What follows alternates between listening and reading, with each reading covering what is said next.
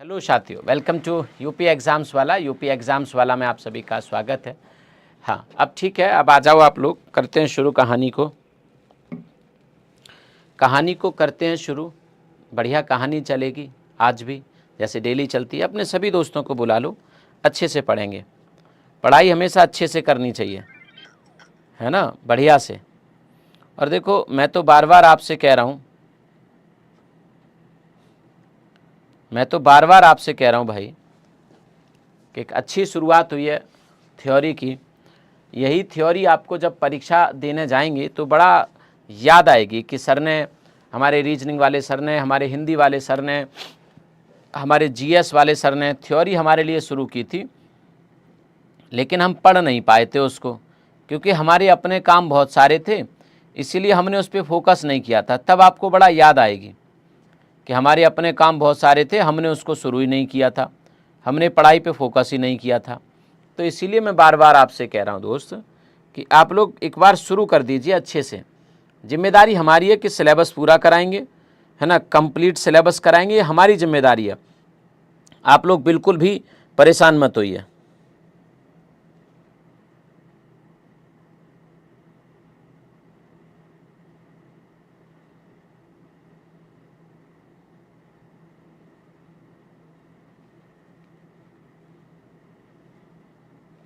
ये हमारी रिस्पॉन्सिबिलिटी है कि कंप्लीट कराएंगे चीज़ों को, है ना। चलिए, तो आप पढ़ाई करिए, बस आपसे इतनी उम्मीद हम लगा के बैठे हैं। बाकी हम लोग चलते हैं। पहले तो कल का जो हमारा समाचार पत्रों की जो कहानी कल शुरू हुई थी, पहले तो उस कहानी को कंप्लीट करते हैं, देन फिर आगे चलेंगे, है ना। तो समाचार पत्रों की कहानी बड़ा इंटरेस्टिंग थी, उसी कहानी को हम लोग आगे लेकर चल रहे हैं। बढ़िया से पढ़ेंगे एक एक चीज़ को, आप चिंता ना करें बिल्कुल भी, है ना, बिल्कुल भी चिंता ना करें। चलिए, अब एक अगला इसी क्रम में एक समाचार पत्र है दोस्त, मर्यादा, है ना। तो आप में से कोई बता सकता है, ऐसे मान के चलिए मैं सवाल ही आपसे पूछ रहा हूँ सीधे सीधे, मर्यादा समाचार पत्र के बारे में कोई आपको कहीं से कहीं तक अंदाज़ा है क्या कि सर ये किसने शुरू किया होगा और कब शुरू हुआ होगा, कहाँ से शुरू हुआ होगा? कोई अंदाज़ा है? नहीं है। मैं बताता हूँ। इस समाचार पत्र की शुरुआत हुई थी 1921 में। कब हुई थी? 1921 में। और इसको शुरू किया गया था प्रयागराज से, है ना। सवाल बन सकता है, और जब सवाल बनेगा तो बिल्कुल नया होगा आपके लिए।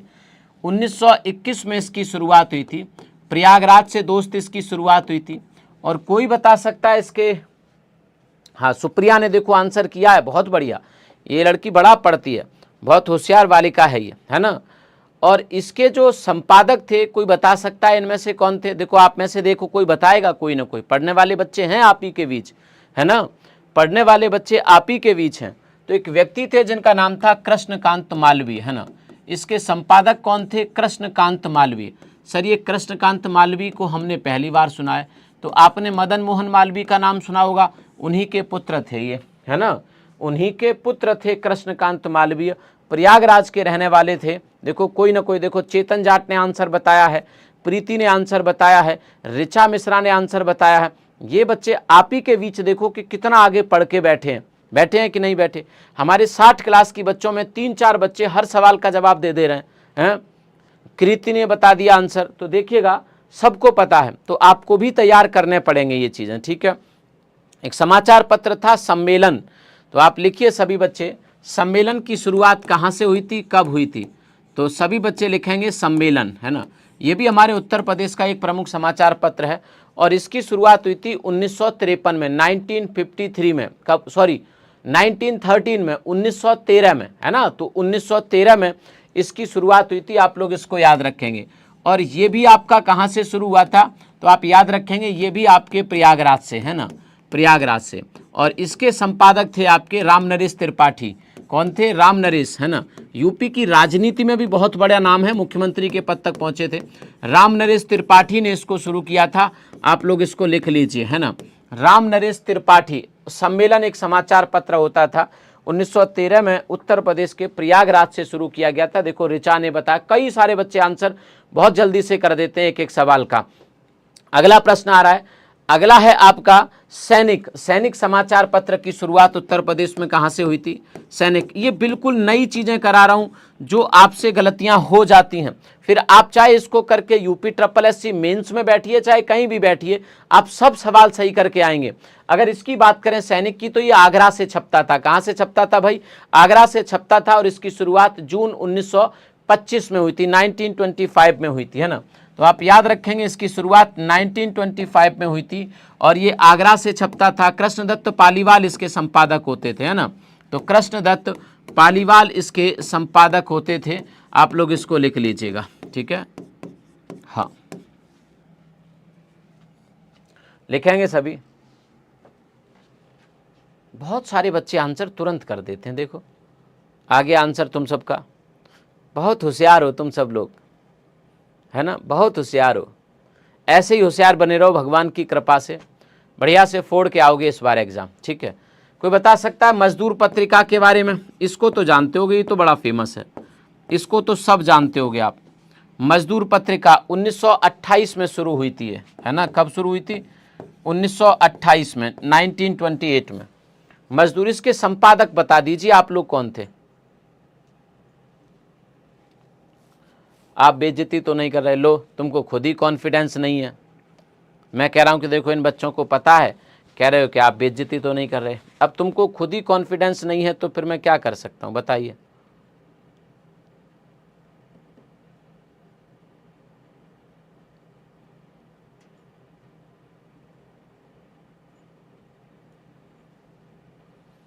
हाँ, गणेश शंकर विद्यार्थी इसके संपादक थे। गणेश शंकर विद्यार्थी,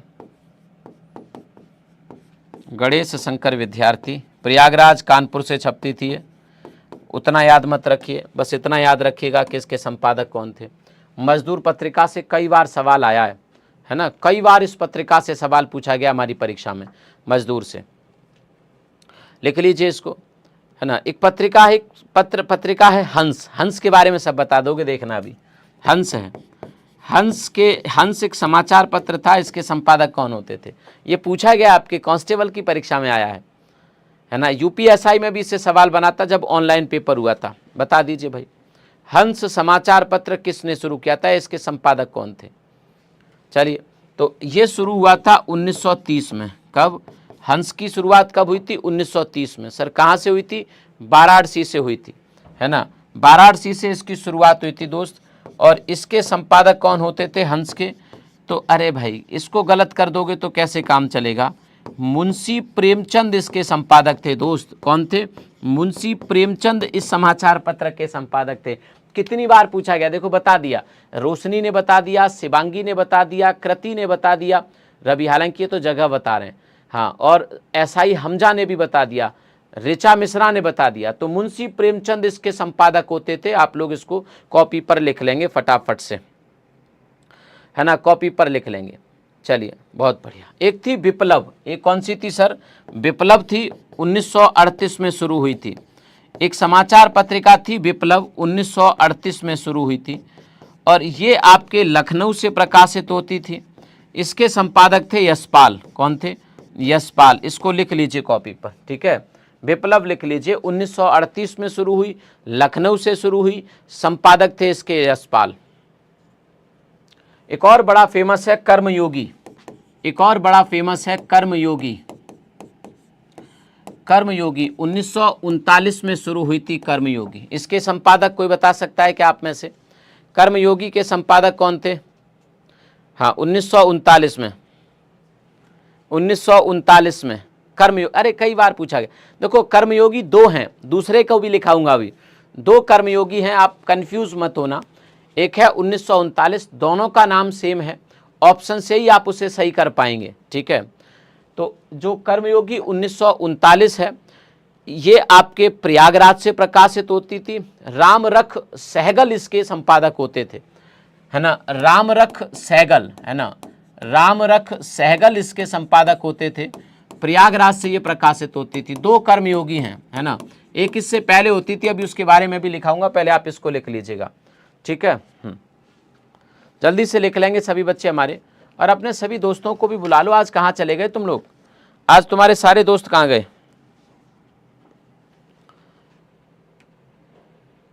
हाँ 2 हैं। एक कर्मयोगी आगे लिखेंगे, एक कर्मयोगी जिसकी शुरुआत हुई थी 1908 में, तो ये पहली है ना, ये पहली है कर्मयोगी। इसकी शुरुआत हुई थी बच्चे 1908 में। पंडित सुंदरलाल इसके संपादक होते थे। कौन होते थे? पंडित सुंदरलाल इसके संपादक होते थे, है ना, पंडित सुंदरलाल। पंडित सुंदरलाल इसके संपादक थे और ये भी 1908 में प्रयागराज से ही निकलती थी, है ना। इसको लिख लेंगे कॉपी पे। सर सब शादी में गए हैं। आज किसकी शादी है? हमारी क्लास में ही किसी की शादी है क्या आज?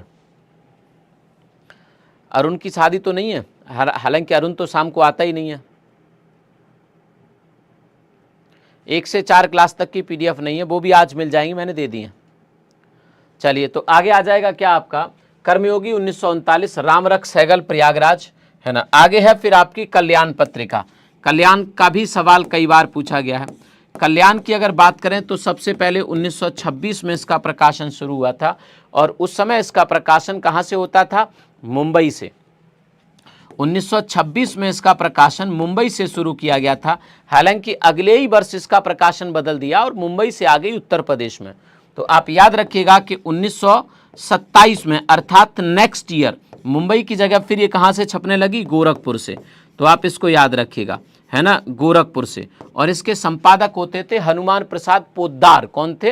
हनुमान प्रसाद पोद्दार इसके संपादक होते थे, है ना।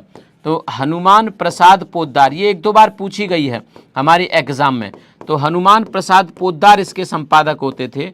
इससे भी बढ़ के आपको ये याद रखना है कि ये जो पत्रिका थी कल्याण, ये धार्मिक पत्रिका थी। हिंदू धर्म को लेकर धार्मिक विषयों को ये छापती थी, तो ये एक धार्मिक पत्रिका थी, है ना। ये पत्रिका जो थी धार्मिक पत्रिका थी। ये सवाल पूछा ऐसे ही गया था कि निम्नलिखित में से कौन सी एक धार्मिक पत्रिका है?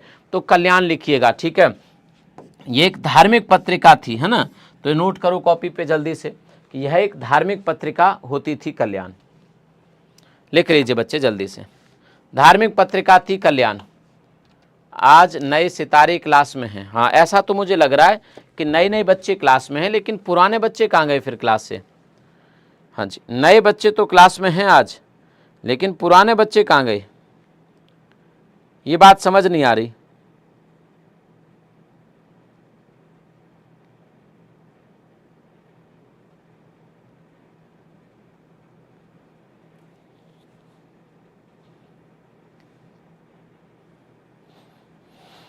चलो मुझे ही कुछ करना होगा तुम्हारे पुराने साथियों को बुलाने के लिए। सर सब बुआ की मौसी की शादी में गए हैं। आज से शुरू हो गई क्या शादियाँ? हाँ ऐसा सुना है मैंने कि आज से शादियाँ शुरू हो गई। चलिए मैं ही बुलाता हूँ आपके साथियों को। फिर सारे काम मुझे ही करने पड़ते हैं। तुम लोगों को तो बस नौकरी दे दो तुम्हारे हाथ में लाके, तब तो ठीक है ना। तुम लोगों को तो नौकरी चाहिए, तुम्हारे हाथ में कोई आके नौकरी पकड़ा दे। हाँ कोई आए, है ना, साधु के वेश में और तुमसे पूछे कि कहिए बेटा मांगिए जो मांगना है, फिर तुम कहोगे नौकरी दे दो आप, वो नौकरी दे के तुमको चला जाए, हैं। और तुम जैसे ही आंखें बंद करो, आंखें खोलो, वर्दी में खड़े हैं दरोगा जी बन के। तुम यही चाहते हो ना? पढ़ाई करनी पड़ेगी। सच्चाई यही है कि पढ़ना ही पड़ेगा भाई, ठीक है। चलिए अब आगे एक समाचार पत्र था जिसे पायनियर कहते हैं। पायनियर अंग्रेजी का समाचार पत्र था हमारे उत्तर प्रदेश में जो शुरू हुआ। पायनियर किसका था भाई साहब? अंग्रेजी का समाचार पत्र था हमारे उत्तर प्रदेश में जो शुरू हुआ और इसका संपादक था रॉबर्ट नाइट। कौन था? रॉबर्ट नाइट इसका संपादक था। अमिल रेहान बेटा जानते हैं, बार बार ऐसी चीज़ें मत पूछा करो, तुम पिट जाओगे फिर, है ना। तो 1876 में इसकी शुरुआत हुई थी, प्रयागराज से इसकी शुरुआत हुई, है ना। प्रयागराज से इसकी पायनियर की शुरुआत हुई थी दोस्तों। और इसका जो संपादक था वो कौन था? रॉबर्ट नाइट, एक अंग्रेज व्यक्ति था। तो ये अंग्रेजी का समाचार पत्र था, है ना। तुमसे कोई पूछे कि निम्नलिखित में से कौन सा समाचार पत्र उत्तर प्रदेश में अंग्रेजी का था, तो आप लोग आराम से कह सकते हैं कि भैया अंग्रेजी का था आपका पायनियर। 1876 में इसको प्रयागराज से शुरू किया गया था। आप लोग इस बात को याद रखिए। कई बच्चे हालांकि बता देते हैं, कवि वचन सुधा तो मैंने शायद लिखवा दिया, है ना। कवि वचन सुधा मैंने लिखवा दिया, हरिश्चंद्र मैगजीन भी लिखवा दिया। हरिश्चंद्र मैगजीन कब शुरू हुई थी आपकी, है ना। हिंदी प्रदीप करा दिया है, हिंदी प्रदीप लिख लो, बहुत इंपॉर्टेंट है, कई बार पूछा जाता है। हिंदी प्रदीप बालकृष्ण भट्ट,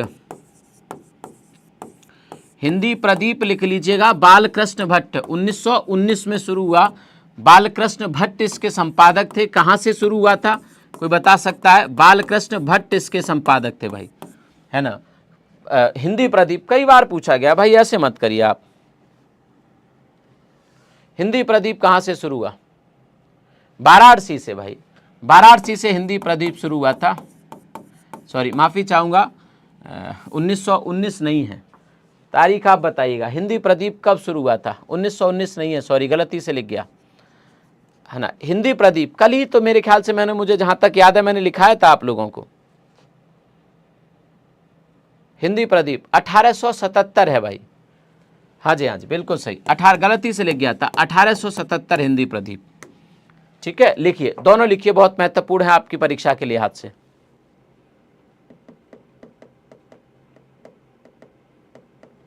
चलिए आगे लिखेंगे प्रताप, है ना, प्रताप लिखेंगे, प्रताप। प्रताप की बात करें तो 1910 में शुरू हुआ, है ना, 1910 में। ये कानपुर से निकलता था और इसके संपादक थे गणेश शंकर विद्यार्थी। कौन थे? गणेश शंकर विद्यार्थी, गणेश शंकर विद्यार्थी इसके संपादक थे 1910 में। गणेश शंकर विद्यार्थी लिख लीजिए भाई। हाँ, इसके संपादक थे गणेश शंकर विद्यार्थी। ये कानपुर से निकलता था, है ना। गणेश शंकर विद्यार्थी थे, कानपुर से निकलता था। गणेश शंकर विद्यार्थी ने एक और पत्रिका की शुरुआत की थी, जो अभी थोड़ी देर पहले मैंने लिखाया है आपको, मजदूर। 1928 में इन्होंने ही मजदूर पत्रिका की शुरुआत की थी। हाँ, ऐसा ही हमजा, दोनों मैंने आप लोगों को यहाँ पे लिखा दिए, है ना, दोनों लिखा दिए, तो लिख लीजिए आप, है ना, लिख लीजिए आप। चलिए आगे लिखेंगे आप लोग स्वदेश। स्वदेश की अगर हम लोग बात करें साथी, तो स्वदेश पत्रिका की शुरुआत हुई थी 1919 में। ये छपता था आपके गोरखपुर से, है ना। कहाँ से? गोरखपुर से। और इसके संपादक थे दशरथ प्रसाद द्विवेदी। कौन थे? दशरथ प्रसाद द्विवेदी, है ना। दशरथ प्रसाद द्विवेदी इसके संपादक थे। आप लोग इसे कॉपी पर नोट करिए। कौन थे? दशरथ प्रसाद द्विवेदी इसके संपादक थे भाई, स्वदेश के। आपने शायद एक बड़ी कविता सुनी होगी, एक, आप जब छोटे स्कूल में होंगे तो आपके टीचर भी आपको सुनाते होंगे, कई बार आपने सुना होगा कि भरा नहीं जो भावों से, बहती जिसमें रसधार नहीं, वह हृदय नहीं पत्थर है जिसमें स्वदेश का प्यार नहीं।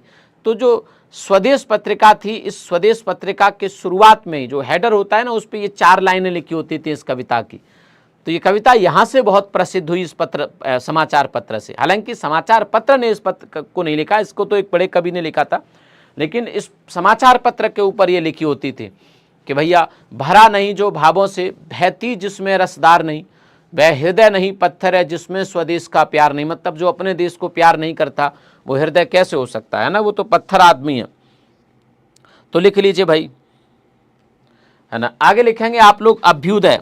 अभ्युदय, अभ्युदय की अगर बात करें तो अभ्युदय को शुरू किया गया था 1907 में, और इसको शुरू किया गया प्रयागराज से, है ना, प्रयागराज से। और इसके थे मदन मोहन मालवीय, है ना, मदन मोहन मालवीय। मदन मोहन मालवीय ने इसको शुरू किया था अभ्युदय को, आप लोग याद रखिएगा। मदन मोहन मालवीय ने ही एक और पत्रिका शुरू की थी जिसको हम लोग कहते हैं आपकी कौन सी पत्रिका? लीडर, है ना।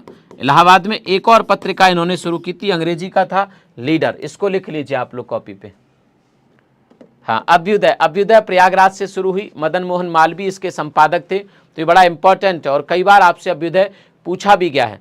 इस आने वाले सैटरडे को अर्थात परसों में यूपी का करंट अफेयर कराऊंगा आप लोगों के लिए, तो यूपी करंट अफेयर के लिए आप लोग तैयार भी रहें अच्छे से। हाँ, यूपी करंट अफेयर के लिए आप लोग तैयार भी रहें। इस संडे को, इस सैटरडे को, सॉरी, आने वाले सैटरडे को मैं कराऊंगा आप लोगों को यूपी करंट अफेयर, ठीक है।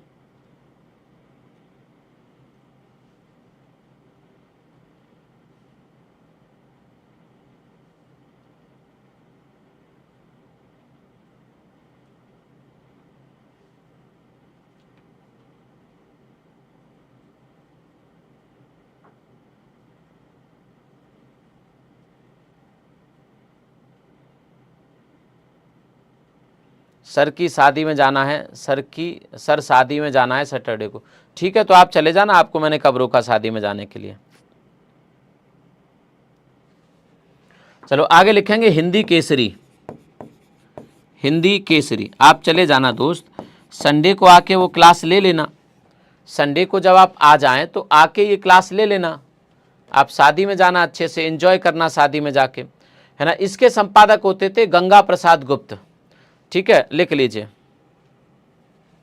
हाँ, इसकी शुरुआत हुई थी 1914 में, वाराणसी से इसकी शुरुआत हुई थी और गंगा प्रसाद गुप्त इसके संपादक होते थे। गंगा प्रसाद गुप्त, है ना, गंगा प्रसाद गुप्त इसके संपादक थे। लिख लीजिए फटाफट से।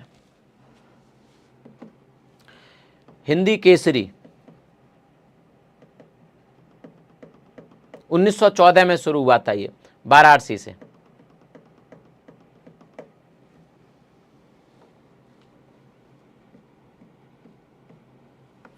चलिए, एक था इंडिपेंडेंट, बहुत बढ़िया समाचार पत्र था इंडिपेंडेंट, है ना। इंडिपेंडेंट मतलब एक तरह से स्वतंत्र, है ना। इंडिपेंडेंट स्वतंत्र मतलब आत्मनिर्भर, एक तरह से कहते हैं ना, इंडिपेंडेंट बनो, आत्मनिर्भर बनो, तो एक आज़ाद बनो, स्वतंत्र बनो। इंडिपेंडेंट, इंडिपेंडेंट की शुरुआत हुई थी 1919 में और इसके संपादक होते थे नेहरू जी के पिताजी मोतीलाल नेहरू। कौन होते थे? मोतीलाल नेहरू इसके संपादक होते थे और ये एक अंग्रेजी की पत्रिका थी, तो आप लोग इसको याद रखेंगे। इसके संपादक होते थे मोतीलाल नेहरू। 1919 में उन्होंने शुरू की थी, प्रयागराज से ये छपती थी इंडिपेंडेंट, और आपकी ये अंग्रेजी की पत्रिका थी, इंग्लिश की पत्रिका थी। तो लीडर भी इंग्लिश की थी, इंडिपेंडेंट भी इंग्लिश की थी, पायनियर भी इंग्लिश की थी। तो ये तीन मैंने आपको इंग्लिश की यहाँ पे बता दी हैं, आप लोग इस बात को याद रखेंगे। एक होती थी भविष्य, एक होती थी भविष्य पत्रिका, है ना, भविष्य पत्रिका। इसके संपादक थे सुंदरलाल, सुंदरलाल इसके संपादक थे। 1919 में इसकी शुरुआत हुई थी, सुंदरलाल इसके संपादक थे और ये भी आपकी प्रयागराज से ही शुरू हुई थी, है ना, प्रयागराज। हिंदी की होती थी, आप लोग इसको याद रखेंगे, फटाफट से आप लोग लिखेंगे।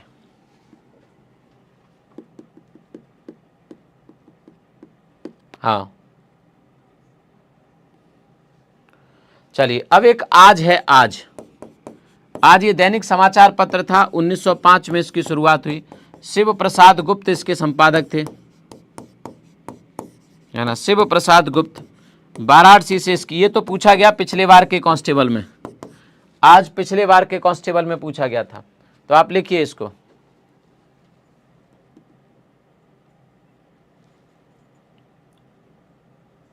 हाँ,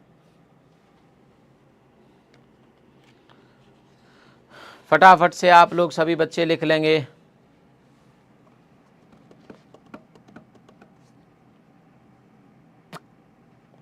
क्लास को भी पसंद कर लीजिए। आज आप लोग क्लास में आए नहीं हैं, इस बात का मुझे भारी दुख है। ठीक है,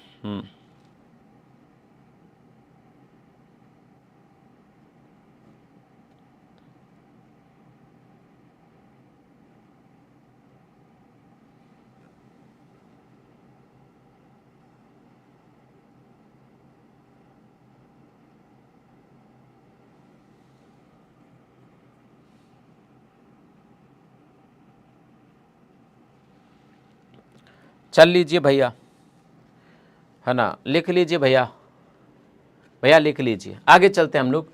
अब ये तो थी हमारे हिंदी, इंग्लिश, उर्दू पत्रकार, उर्दू समाचार पत्रों की बात कर लेते हैं, है ना। किसकी बात कर लेते हैं? उर्दू समाचार पत्र की बात कर लेते हैं। आप में से कोई बता सकता है हमारे उत्तर प्रदेश का पहला उर्दू समाचार पत्र कौन सा था और कब शुरू हुआ, है ना? कोई बता सकता है क्या? अच्छा चलो, उत्तर प्रदेश का छोड़ दीजिए, कोई बात नहीं, आप भारत का पहला बता दीजिए। तो देखो, भारत का पहला उर्दू समाचार पत्र, भारत का प्रथम उर्दू समाचार पत्र, भारत का प्रथम उर्दू समाचार पत्र, कोई आप में से बता सकता है कब शुरू हुआ, कहाँ से शुरू हुआ? तो मैं बताता हूँ, समझिए। 1822 में शुरू हुआ, कह रही 1989, पारो कह रही हैं 1962। अरे भाई कैसी बातें करते हो आप लोग, बहुत पुराना है उर्दू का समाचार पत्र, हिंदी से भी पुराना है। 1862 में शुरू हुआ था, है ना, जिसका नाम था जामे जहानुमा। क्या नाम था? जामे जहानुमा, है ना, जामे जहानुमा। तुम तो कुछ भी कर देते हो। कह रहे 1989, जहां उर्दू देखा बस वहां आंसर 1989। गजब हालत है भाई। 1862 नहीं है, माफी चाहूंगा, 1822 में शुरू हुआ। मैंने कहा ना हिंदी से पहले, 1822 में शुरू हुआ भाई, है ना। और ये कहां से छपता था? कोलकाता से छपता था, कोलकाता से। उस समय भारत की राजधानी के रूप में काम करता था भाई, कोलकाता से छपता था। इसके संपादक थे सदासुख लाल। इसके संपादक कौन थे? तो आप ये भी याद रखिएगा कि इसके संपादक थे मेरे भाई सदासुख लाल, है ना, सदासुख लाल इसके संपादक थे। आप लोग इस बात को याद रखिएगा। और ये जो सदासुख लाल थे ये उत्तर प्रदेश के ही थे, है ना, हमारे यूपी के थे, हमारे यूपी के मिर्जापुर के रहने वाले थे। आप लोग इनको याद रखिएगा, है ना, मिर्जापुर के रहने वाले थे सदासुख लाल। आप अपनी कॉपी पे इनको एक बार लिख लीजिएगा कि सदासुख लाल सर कौन थे, लिखेंगे कॉपी पे सभी बच्चे।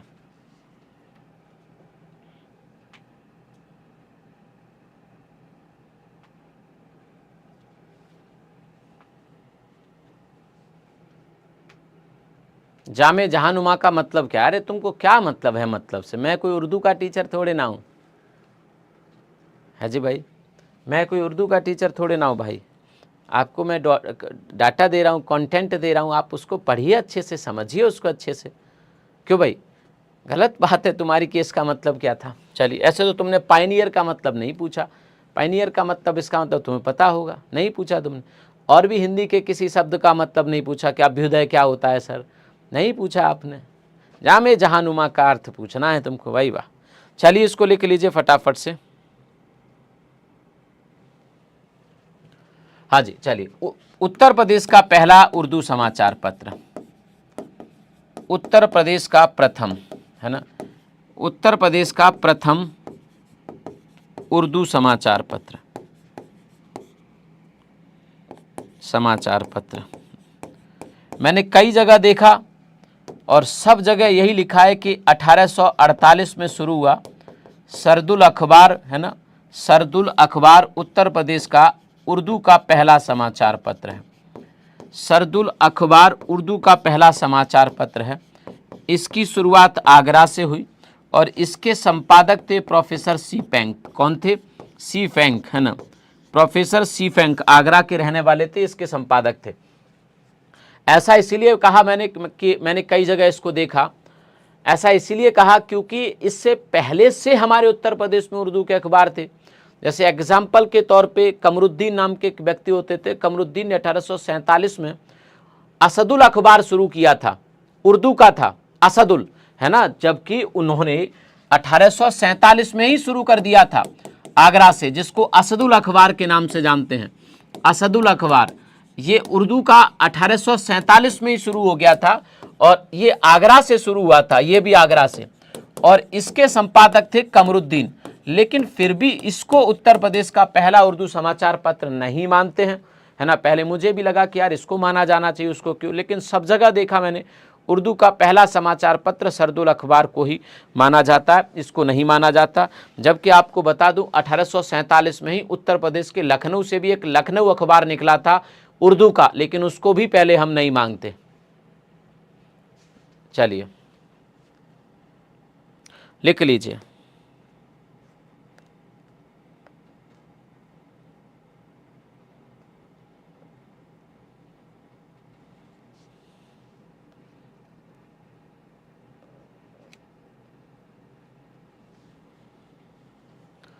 चलिए आगे लिखेंगे तहजीबुल अखलाक, है ना, तहजीबुल अखलाक, तहजीबुल अखलाक ये उर्दू का समाचार पत्र था। अखलाक 1870 में शुरू हुआ और ये अलीगढ़ से शुरू हुआ। सर सैयद अहमद खान ने मुस्लिमों की शिक्षा को अच्छा करने के लिए से शुरू किया था, है ना, अलीगढ़ से सर सैयद अहमद खान, सर सैयद अहमद खान। मुझे लग रहा है तुम बोर हो रहे हो पढ़ाई से, ऐसा मुझे प्रतीत हो रहा है ना। हो लीजिए बोर, कोई दिक्कत नहीं है भाई, क्या करें, तुमको पढ़ना तो पड़ेगा, देखो साफ सी बात है। तो तहजीबुल अखलाक आप लोग याद रखिएगा, 1877 में इसको शुरू किया गया है ना, 1870 में इसको शुरू किया गया। आपके सर सैयद अहमद खान साहब ने इसको शुरू किया था, तो आप लोग इसको याद रखिएगा। इन्होंने ही, सर सैयद अहमद खान ने ही एक साइंटिफिक सोसाइटी भी बनाई थी मुसलमानों की शिक्षा के लिए 1866 में, और इन्होंने ही 1875 में एक स्कूल भी खोल दिया था अलीगढ़ में, जिसको मोहम्मदन एंग्लो ओरिएंटल स्कूल बोलते थे। तो बड़ा प्रयास किए थे ताकि मुसलमानों में शिक्षा बढ़ाई जा सके, शिक्षा के स्तर को बढ़ाया जा सके, उनको पढ़ाया लिखाया जा सके, ये बड़ा चिंतित रहते थे उनको लेकर, है ना। तो आप लिख लीजिएगा कि तहजीबुल अखलाक समाचार पत्र 1870 में अलीगढ़ से शुरू हुआ, और इसके संपादक कौन थे, आपके सर सैयद अहमद खान, लिख लीजिए।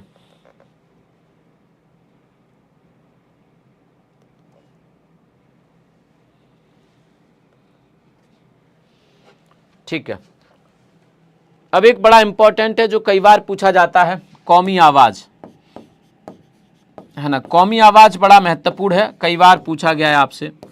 कौमी आवाज तो आप बता सकते हैं जहां तक मुझे लगता है। किस किस को पता है कौमी आवाज के बारे में? हाँ, ये कई बार पूछा गया है, कौमी आवाज।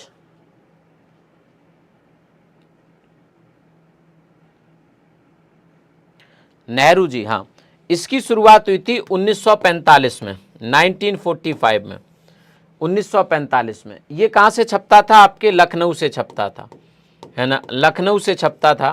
और ये शुरू किया था जवाहरलाल नेहरू ने, उर्दू का ही था, उर्दू का ही था ये, है ना। ये शुरू किया आपका जवाहरलाल नेहरू, और इनके एक साथी जिनको रफ़ी अहमद किदवई के नाम से जानते थे, है ना, रफ़ी अहमद, ये भी कांग्रेसी थे, रफ़ी अहमद किदवई के नाम से जानते थे। तो आप लिख लीजिए, कौमी आवाज़ जो कि लखनऊ से शुरू हुआ, 1945 में शुरू हुआ। जवाहरलाल नेहरू और रफ़ीक अहमद किदवई इसके संपादक हुआ करते थे। इन दोनों ने मिलकर इस समाचार पत्र को शुरू किया था। तो मुझे उम्मीद है कि आपने लिख लिया होगा। लिख गया ना? अरे हाँ ना, कुछ तो बोल दिया करो पालको।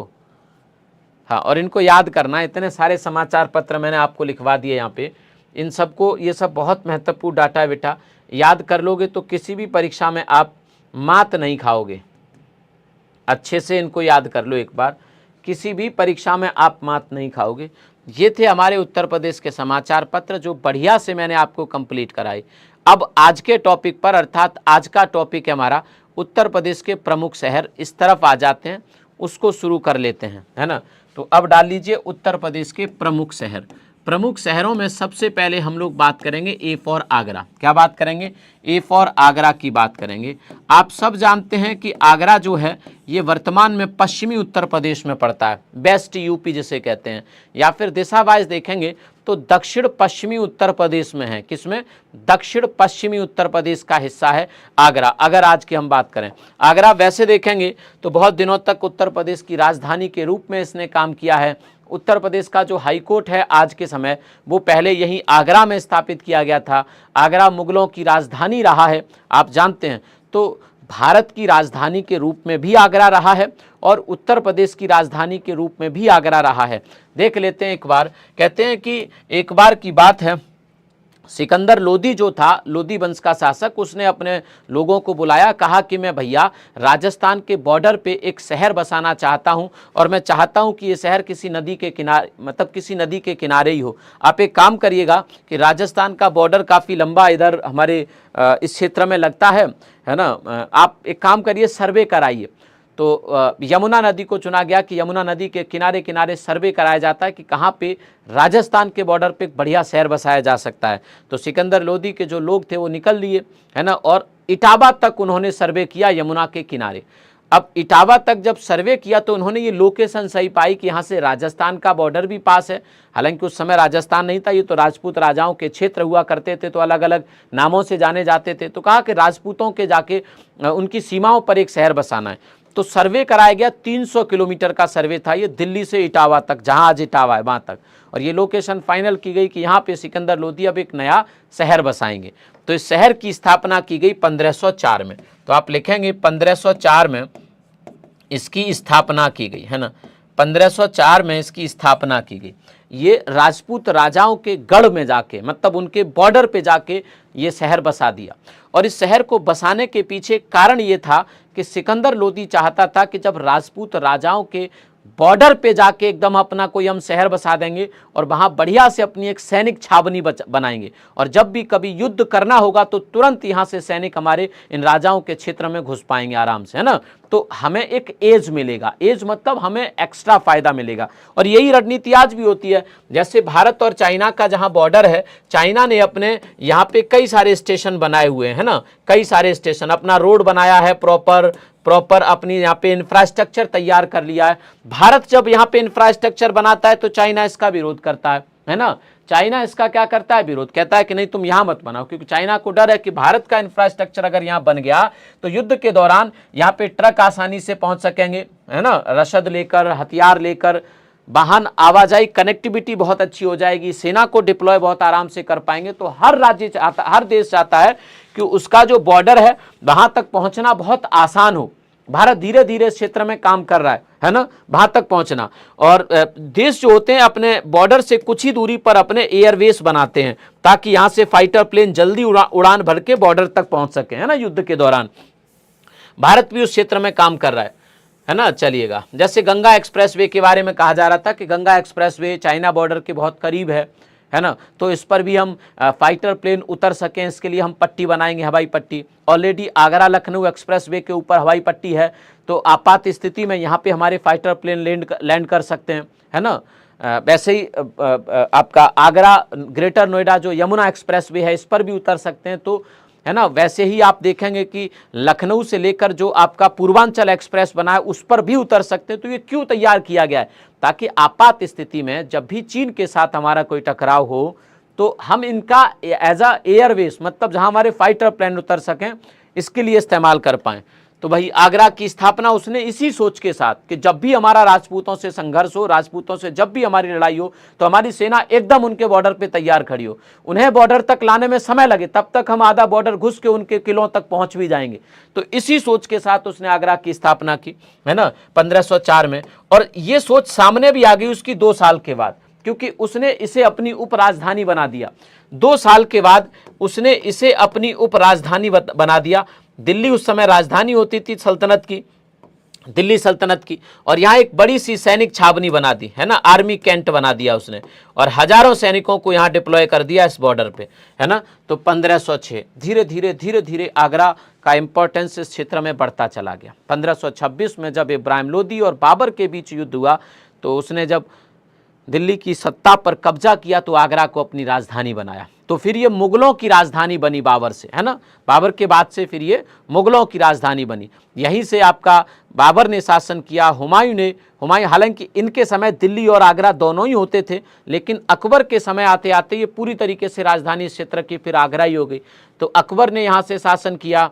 अकबर के बाद फिर जो जहांगीर था उसने भी यहीं से सत्ता संभाली। जहांगीर के बाद उसका पुत्र शाहजहां शासक बना, उसने भी यहीं से सत्ता संभाली, लेकिन सत्ता के अंतिम दिनों में वो दिल्ली की तरफ चला गया और दिल्ली में उसने एक शहर बसा दिया शाहजहानाबाद, और वहां पे फिर अपनी राजधानी बनाई थी। तो शाहजहां ने परिवर्तित कर दी थी, तब तक आगरा ही राजधानी रही थी। आप लोग इस बात को याद रखिएगा। तो आगरा के संबंध में विशेष चीजें, मुगल राजधानी रही थी आपकी, ये है ना, आगरा क्या रहा था, मुगल राजधानी रही थी। आप लोग जानते हैं इस बात को, हाँ, लिख लीजिएगा, मुगल राजधानी। हालांकि शाहजहां ने इसको कन्वर्ट कर दिया था, शाहजहां इसको दिल्ली लेकर आ गया था, है ना। आप लोग इसको भी याद रखेंगे। चलिए, है ना, तो आगरा मुख्य राजधानी रही है ना, मुगल राजधानी रही है आगरा। आप लोग इस बात को याद रखेंगे। 1506 में इसको उपराजधानी बना दिया था, 1504 में इसकी स्थापना हुई थी। यमुना नदी के किनारे बसा हुआ एक शहर है ना, यमुना नदी के किनारे बसा हुआ शहर है। उत्तर प्रदेश के दक्षिण पश्चिमी हिस्से में पड़ता है ना, दक्षिण पश्चिमी हिस्से में पड़ता है, दक्षिण पश्चिमी भाग में पड़ता है। भारत की राजधानी दिल्ली से 300 किलोमीटर दूर है ना, दिल्ली से 300 किलोमीटर दूर है, सॉरी 200, माफ़ी चाहूँगा, 200 किलोमीटर दूर है। और उत्तर प्रदेश की राजधानी लखनऊ से 300 किलोमीटर दूर है ना, लखनऊ से 300 किलोमीटर दूर है। आप लोग इसको लिख लीजिएगा। फिर इसके मैं जो इमारतें हैं आगरा में उन पर फोकस करूँगा, आप लोग लिख लीजिएगा, ठीक है। इसको लिख लेंगे, फिर आगे चलते हैं हम लोग। आगरा स्थापत्य कला के मामले में ये बहुत दिनों तक भारत का प्रमुख रहा है। यहाँ पे बहुत सारी स्थापत्य कला की चीज़ें हैं, जैसे उदाहरण के तौर पे अकबर ने यहाँ पे रामबाग, आराम बाग जैसी चीज़ें बनाई हैं, है ना। रामबाग है यहाँ पे अकबर के द्वारा बनाया गया, आराम बाग है यहाँ पे अकबर के द्वारा बनाया गया, है ना। उसके बाद हुमायूं के द्वारा बना हुआ तो बहुत कुछ खास नहीं है, लेकिन अकबर ने यहाँ पे फिर आपका आगरा किला बनाया है। तो आगरा किला अकबर के द्वारा बना है।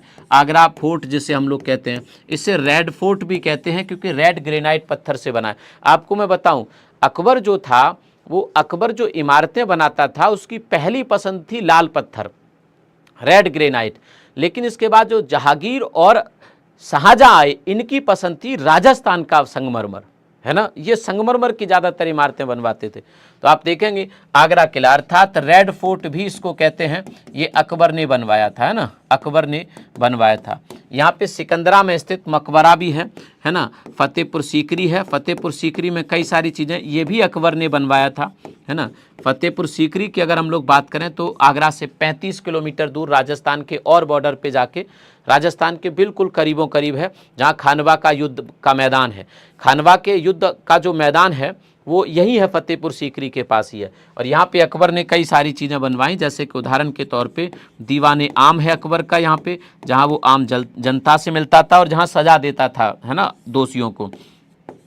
अकबर की संसद जिसे दीवाने खास कहते हैं, यहीं पर आपका जोधाबाई का महल है ना। जोधाबाई का महल काफ़ी बड़ा बनाया गया है, इसमें मंदिर भी था, है ना। जोधाबाई का महल है। यहीं पर आपका बीरबल महल भी है ना। यहीं पर आपका बीरबल महल भी है। यहीं पर आपका अनूप तालाब भी है। अनूप तालाब था, आपको शायद आप कभी फतेहपुर सीकरी गए हों तो आप शायद इसे देखें। अनूप तालाब है जहां तानसेन बैठकर अकबर को गाने सुनाते थे। इसमें होता क्या था कि अनूप तालाब बनाया गया था, इस तालाब में पानी भरा होता था, है ना। और जब तानसेन गाता था तो पानी से टकरा के कंपन, ऐसा कुछ बताते हैं कि वाइब्रेशन होता था, जिससे, है ना, साउंड बहुत बढ़िया होता था। जैसे आज के समय में जो डीजे होता है ना, कहते हैं बेस बढ़ा दो डीजे का, है, तो डीजे का बेस बढ़ा के तुम गाना सुनते हो तो एक आवाज़ भारी हो जाती थी पानी से टकरा के। और इसी पानी में गुलाब डाला जाता था तो खुशबू भी अच्छी आती थी, यहाँ बैठने वाले लोग बड़ा खुश रहते थे। तो अनूप तालाब है यहीं इस कॉम्प्लेक्स में, जो फतेहपुर सीकरी का कॉम्प्लेक्स है जो अकबर ने बनाया था। अनूप तालाब अगर आपसे पूछा जाए तो बताइएगा यहीं पर है ना। आपका फिर पंचमहल यहीं पर है ना, पंचमहल है ना। हीरों से जड़ा हुआ, हीरा लगे थे इसमें, डायमंड से जड़ा हुआ रुकैया बेगम का कमरा है, महल तो नहीं है लेकिन इसी महल में एक जगह है जो हीरों से जड़ी गई थी। रुकैया बेगम की यही मांग थी अकबर से कि मेरे लिए एक ऐसी जगह बनाइए जो दूसरों से बिल्कुल अलग हो, आपकी बाकी रानियों से बिल्कुल अलग हो, है ना। तो हीरा जड़वाए थे अकबर ने इसमें, हैं। चलिए, तो रुकैया बेगम का भी एक कमरा है यहाँ पे जो हीरों से जड़ा हुआ था, हालांकि नहीं पूछेगा। बीरबल महल ज़रूर पूछ सकता है, आप लोग इस बात को याद रखिएगा, है ना। बुलंद दरवाज़ा है आपका यहाँ, पूछे तो बताइएगा, बुलंद दरवाज़ा है आपका यहाँ। आपको एक चीज़ और बता दूँ कि आगरा का जो रेड फोर्ट है ये 1983 में 1983 से हमारा यूनेस्को की वर्ल्ड हेरिटेज साइट है। फतेहपुर सीकरी भी यूनेस्को की 1986 से वर्ल्ड हेरिटेज साइट है, इसको लिख लीजिएगा, है ना। वर्ल्ड हेरिटेज साइट हैं ये दोनों, विश्व विरासत स्थल हैं यूनेस्को की। ये क्या है? विश्व विरासत स्थल हैं यूनेस्को की। क्लास को भी पसंद कर दीजिए आप लोग। यूनेस्को की विश्व विरासत स्थल हैं ये दोनों। चलिए आगे चलते हैं दोस्त। आगे हम लोग देखेंगे भाई साहब, इसी में आप लोग देखेंगे कि यहाँ पे मोती मस्जिद है आगरा में, है ना। मोती मस्जिद है, सिकंदरा है, सिकंदरा जहाँ अकबर का मकबरा है ना। सिकंदरा कहते हैं इसकी शुरुआत, निर्माण की शुरुआत अकबर ने खुद कर दी थी, कंप्लीट इसको जहांगीर ने करवाया था। न्याय की जंजीर है जो जहांगीर ने लगवाई थी, है ना। इसी आगरा फोर्ट में न्याय की जंजीर लगी हुई है जो खुद किसने लगवाई थी? जहांगीर ने। यहीं पर आपका ताजमहल है। ताजमहल भी आप लोग जानते हैं कि यूनेस्को की 1983 में इसको भी यूनेस्को की वर्ल्ड हेरिटेज साइट में शामिल किया गया है ना। ये भी वर्ल्ड हेरिटेज साइट में शामिल है, आप लोग इसको याद रखेंगे, है ना। विश्व विरासत स्थल में शामिल है आपका ताजमहल, इसको लिख लेंगे दोस्त। मोटी मस्जिद नहीं है, मोती मस्जिद है, मोती लिखा है भाई, मोती लिखा है, अलग ही पढ़ लेते हो तुम लोग। अलग ही पढ़ लेते हो तुम लोग तो, हैं?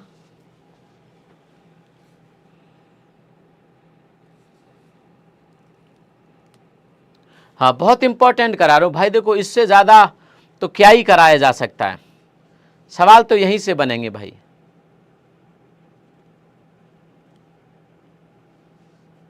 चलिए, एतमाउद्दौला का मकबरा है आगरा में, है ना, एतमाउद्दौला का मकबरा है।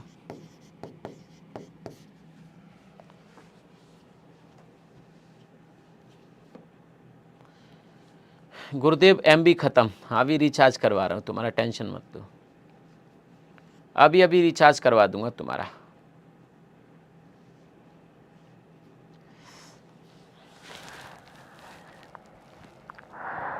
चलिए फिर आज के सेशन को हम लोग यहीं तक रखते हैं। बहुत बहुत धन्यवाद आपका। मुझे उम्मीद है कि आप इनको याद ज़रूर करोगे। कल इसको आगे लेके चलेंगे इस चैप्टर को, ठीक है। कल इस चैप्टर को आगे कंप्लीट करेंगे।